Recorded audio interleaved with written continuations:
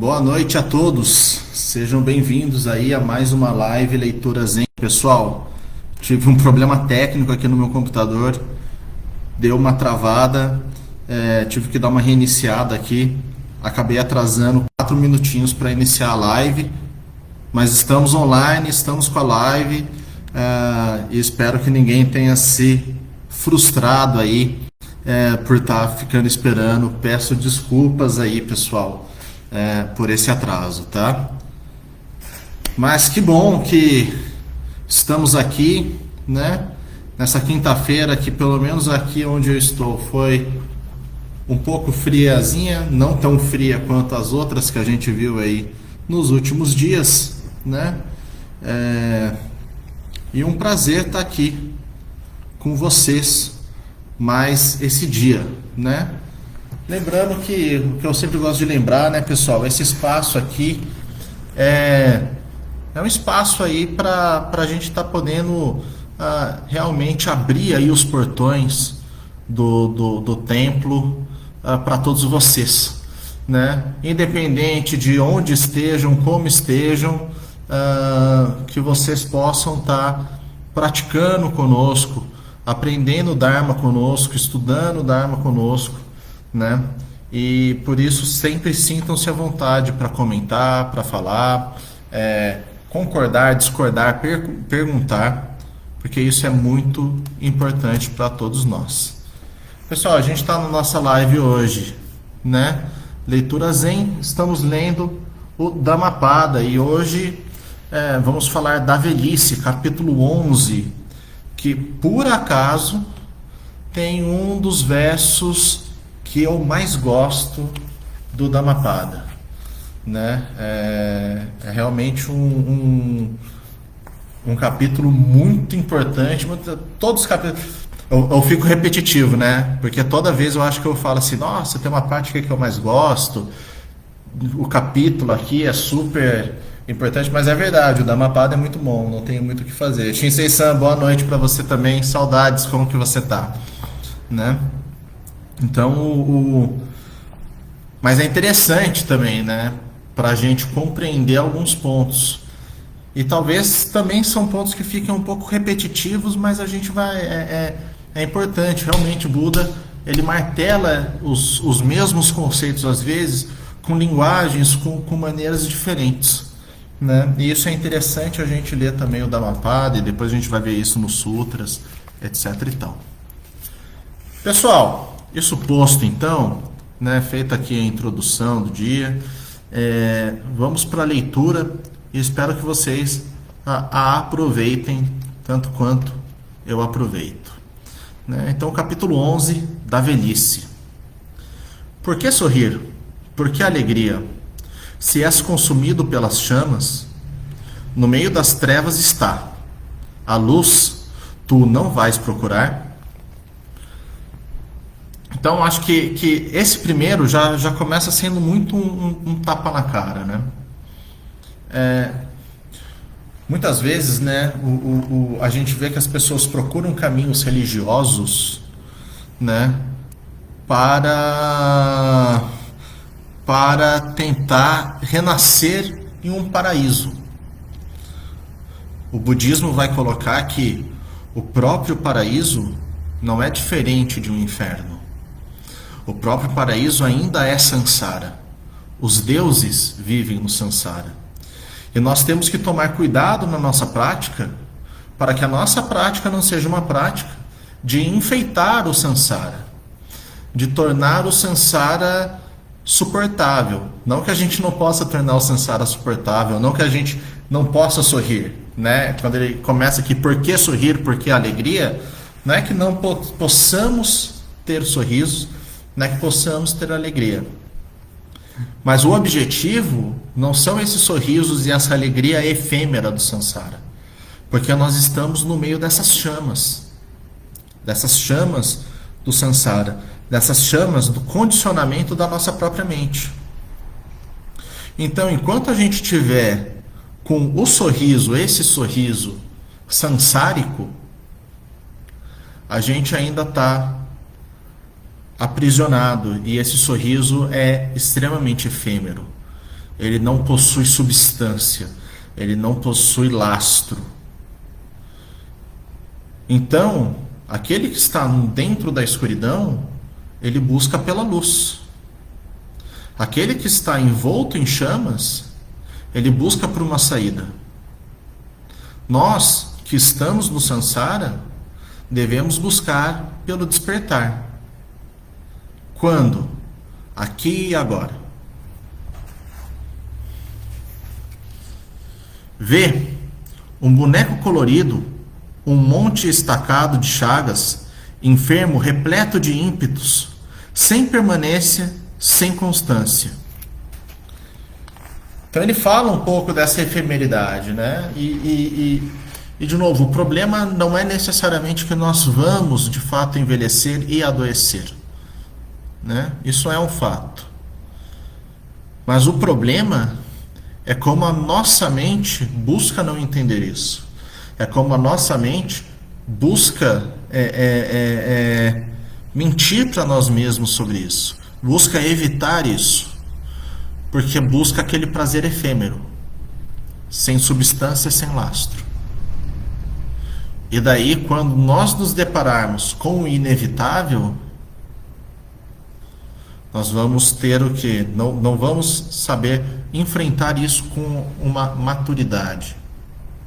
E talvez as ações que nós vamos ter vão ser maléficas, não só para nós, mas para todo mundo. Bem decrépito este corpo, ninho de pestes, fragilíssimo, monturo, logo se desfaz, toda vida finda na morte. Isso é um fato. Entender a nossa mortalidade é um fato. Quando nós tentamos nos prender, nos agarrar a uma eternidade do eu, nós causamos muito sofrimento, e de novo, não só um sofrimento para nós. A própria perspectiva que eu tenho que resolver o meu sofrimento já é algo um tanto quanto sansárico. Nós temos que desenvolver então uma perspectiva que vai além de nós mesmos. Não é nem no sentido de eu me tornar um com... Não, esquece o eu. Esquece a perspectiva onde há um eu. Esse é o ponto que Buda fala. Assim como essas calabaças no outono atiradas ao léu são esses ossos cor cinza, vendo-os tais, por que prazer? E nós então, a gente vive com uma perspectiva, na verdade, ilusória. E essa perspectiva ilusória mente para nós mesmos. Nós estamos constantemente mentindo para nós mesmos. Nós não pensamos na nossa morte. Não pensamos na morte dos nossos filhos, dos nossos pais, dos nossos entes queridos. Embora isso tudo seja inevitável. E nos lançamos a uma busca cega pelo prazer, nos lançamos atrás de bodes expiatórios, a fim de esquecer-nos da nossa própria mortalidade. A fim disso, nós pregamos crenças insanas, modelos insanos, e que trazem sofrimento para todos os outros. Olha de novo o que a gente faz com o mundo. Acabou de sair o relatório da ONU demonstrando o que nós estamos fazendo. Isso tudo numa tentativa desesperada de não aceitar o inevitável, a nossa própria mortalidade. Nesta cidade feita de ossos, rebocada de carne e sangue, guardam-se a morte, a podridão, a ingratidão e o orgulho. Não é que a carne ou a matéria sejam nefastos. O budismo não vai pregar isso. Porém, essa carne, essa matéria ou todos esses elementos que nos constituem eles criam as condições necessárias para esse ímpeto ilusório que nós temos. E isso sim deve ser compreendido e superado. Mesmo os ricos carros reais se desgastam e também o corpo se torna decrépito. Mas o Dharma dos bons não se deteriora. O sábio, pois, aos sábios isso transmite. Porém, tem algo que está além da deterioração, está além da transitoriedade, está além de vida e morte, que é justamente a verdade, é justamente o Dharma. Então, não é que, ao compreender o Dharma, o meu corpo não vai mais morrer, ou eu vou atingir um estado de imortalidade, um estado de imaculalidade. Existe essa palavra? Não sei. Mas vocês entenderam, um estado imaculado. Não é essa a questão. De novo eu volto à questão da perspectiva. O problema de vida e morte é um problema para os olhos ignorantes que estão dentro do samsara. Olhos despertos conseguem entender algo que está além de vida e morte. E, portanto, sabem lidar muito bem com a vida e com a morte. Esse é o grande ponto que nós temos aí do budismo. E é por isso que o Dharma é excelso. Por isso que o Dharma é imaculado. Porque ele é imensurável. Ele está além, totalmente além. E é justamente conhecer esta verdade, ser capaz de observar as coisas através dessa verdade, que vamos ver como menores, que vamos conseguir entender a nossa própria mente. Assim como um adulto vê uma criança e entende às vezes que tem algo melhor a ser feito para aquela criança, nós também vamos olhar para essa nossa mente pequena, para essa nossa mente sansárica, e conseguir entender qual é a melhor ação a tomar. Os homens sem sabedoria se desenvolvem como os touros. Sua carne aumenta de tamanho, mas seu conhecimento não. É justamente aquilo. Então quem não pratica, quem não busca entender, quem não busca esse Dharma, quem não busca essa verdade, quem se torna uma vítima fácil para a própria mente, acredita piamente na própria mente, essa pessoa é como esse touro que não se desenvolveu, não conseguiu amadurecer mentalmente, espiritualmente, emocionalmente, né? E isso é muito prejudicial para a sociedade como um todo, para a natureza como um todo, né? O samsara, o nascer sem fim, percorri sem poder achar o arquiteto que procurava. Sofrer é nascer sem cessar. Então o budismo ele vai falar em renascimento. E a gente normalmente não entende o renascimento. Ah, mas renascimento não é a mesma coisa do que reencarnação? Não. Né? Por que não? Porque reencarnação significa que eu teria uma essência. Ou significa que eu teria algum elemento em mim, né? Que este elemento ele é detentor de uma vontade própria. Mas nós não somos detentores de uma vontade própria. Nós somos detentores de uma vontade condicionada. Os nossos desejos, os nossos anseios, eles surgem através de condições. É isso que significa a vacuidade do eu, né? Por isso que quando a gente fala assim, não existe um eu, e a pessoa fala, então quem é o eu que está falando isso? Quem perguntou isso não entendeu o que é a vacuidade do eu.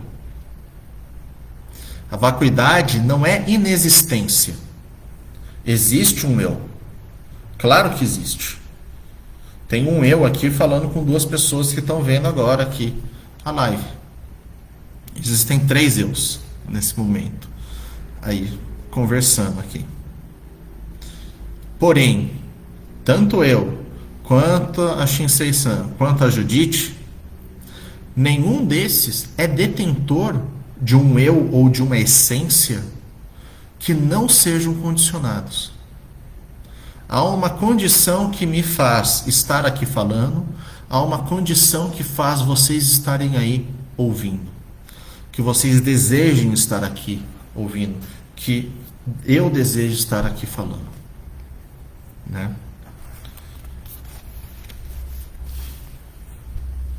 E daí voltando, né? O renascer sem fim é o não final deste próprio condicionamento. Os condicionamentos seguem, os condicionamentos continuam. Não existe uma essência, então, não condicionada que vai e volta. Porém, existe uma perspectiva, existe um entendimento que vai além desse condicionamento. Que daí é o próximo verso aqui. Que é, como eu disse, talvez um dos meus versos favoritos. Arquiteto, agora te vejo. A casa não mais erguerás. Todas as traves estão rotas, a viga mestra destruída, a mente livre do Sankara, o fim do desejo alcançado. Sankara é justamente a condicionalidade dos fenômenos. Um fenômeno vai condicionando o outro. E o que é o despertar? O porquê o despertar está liberto disso? Justamente porque o despertar, nós entendemos aqui, a gente vê os vários condicionamentos e, não vendo o nosso próprio condicionamento, a gente entende que aquilo que nós vemos é uma verdade. Porém, o que nós vemos não é verdade. O que nós vemos é uma interpretação condicionada da verdade. Quando entendemos o condicionamento do nosso ser, que tudo que nós percebemos, sentimos, pensamos e desejamos, ele nasce de uma forma condicionada, nós começamos a entender essa perspectiva, conseguimos começar a ver o arquiteto que está construindo essa casa do condicionamento. E quando eu enxergo ele, enxergo as traves rotas, a viga mestra destruída. Nenhuma casa mais será erguida, porque agora eu te enxergo, arquiteto. Agora eu enxergo a minha mente condicionada. Agora eu enxergo a minha mente interpretando as coisas. E enxergando isso, o desejo é superado. O Sankara, ou seja, os fenômenos condicionados, são superados não no sentido que eu não sou mais um ser condicionado, mas no sentido que eu tenho um poder sobre esse condicionamento de não me deixar levar ao sabor dos eventos, ao sabor das condições. Eu consigo tomar decisões acertadas. Por isso que o Bodhisattva é um ser livre. Por isso que o Bodhisattva é um ser que auxilia a todos. Porque quando você tem o maior grau de liberdade possível que você possa ter, o que você faria? E para ser o maior grau de liberdade possível, você tem que ser livre, inclusive de si mesmo, inclusive dos seus próprios desejos. Sem ter vivido vida digna, sem ter, jovem, reunido os bens, qual garça velha minguará num pântano de peixes mortos. Então, o condicionamento nos segue. O que nós fazemos na juventude se reflete na nossa velhice. Sem ter vivido vida digna, sem ter, jovem, reunido bens, qual setas no chão já lançadas, lamentar-se-ão do passado. Como a nossa realidade é condicionada, nós vivemos os resultados das ações nas quais estamos. E se é verdade que aquele, quando jovem, que pensa na sua velhice, se planeja, consegue ter uma velhice próspera, nós, se não pensarmos agora no samsara, no despertar, também ao fim da nossa vida, quando nos depararmos com a velhice, com a doença e com a morte, não poderemos reclamar, porque nós não aproveitamos o momento correto para nos prepararmos para esse momento. Então, o despertar, ele vai além. É a mesma coisa. O jovem que juntou bens é como o jovem que compreendeu e estudou o Dharma e que vai chegar à velhice livre, totalmente livre. Bem, pessoal, isso era tudo que eu queria comentar hoje. Eu espero que tenha sido proveitosa a leitura.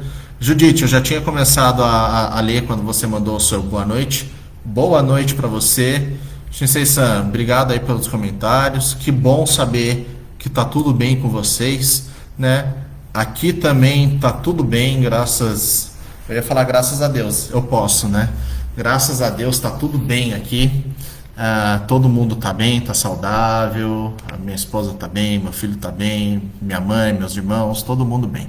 Ainda bem, né? Soisan também tá bem. Tô com muita saudade de estar lá no Bushinji, esperançoso de que talvez nos próximos meses a gente consiga voltar com algo presencial por lá, né? Então, já eu tomo minha segunda dose e vai dar para talvez começar a voltar com algumas coisas. Pessoal, muito obrigado mesmo aí por estarem presentes. Espero de novo que a leitura tenha sido proveitosa para vocês. E nos vemos aí na próxima quinta, né? E daí eu peço para vocês que estão aqui juntarem as palmas das mãos para fazermos a transmissão aí dos méritos da prática de hoje.